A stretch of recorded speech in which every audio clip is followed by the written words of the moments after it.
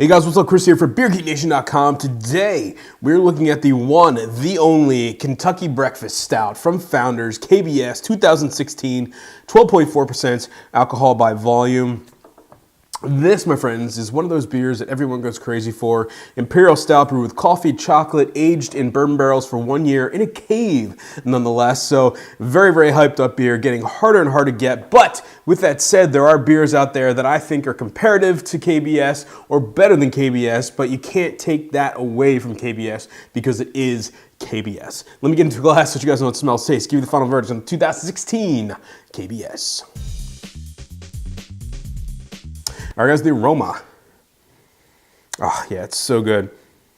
Big chocolate, coffee immediately, vanilla. Those bourbon barrel flavors are just coming off of this one. Oakiness, a little bit of char, roastiness, coconut, vanilla.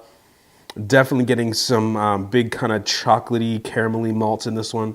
Really, really nice smelling beer. All right, guys, the taste. Cheers. Oh, wow.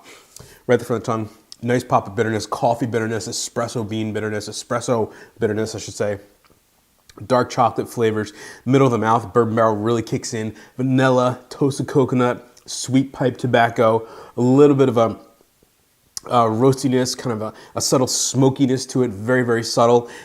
Big malty body. This is a very, very viscous beer. Just coats the mouth with big chocolate notes, bourbon notes.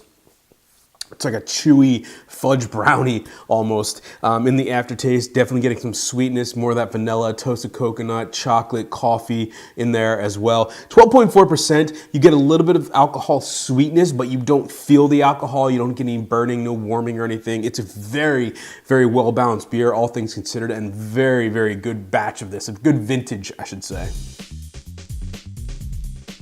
All right, guys, so the final verdict on the 2016 KBS, available now, but it's limited, so get it if you can, guys. I'm going to give this one an A, and I got to say, this is the best vintage I've had in a few years. The last couple of years have been solid, but nothing that have really blown my hat off, like when I first had it, or some of the other Imperial Stouts that are a lot easier to get.